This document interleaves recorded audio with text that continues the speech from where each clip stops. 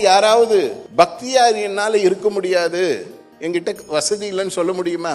பக்தியா இருக்கிறதுக்கு ஒண்ணுமே தேவையில்லை. பக்தியா இருக்கணும் என்ற எண்ணம் மட்டும்தான் வேணும்.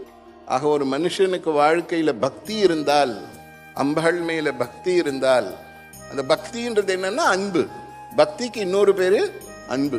அந்த பக்தி வாழ்க்கையில இருந்தால் அந்த பக்தி என்ன பண்ணும்? நமக்கு நல்ல விஷயங்கள் எல்லாம் கொடுத்து நம்மளை தப்பான காரியங்கள் செய்யாம நல்லதை மாத்திரமே செய்ய வைக்கும். ஆக பக்தின்றது சூழ்நிலை. அந்த பக்தின்ற சூழ்நிலை நல்ல சூழ்நிலை இருந்தால் நல்ல எண்ணங்கள் வரும். நல்ல எண்ணங்கள் வந்தால் நல்ல செயல் இருக்கும்.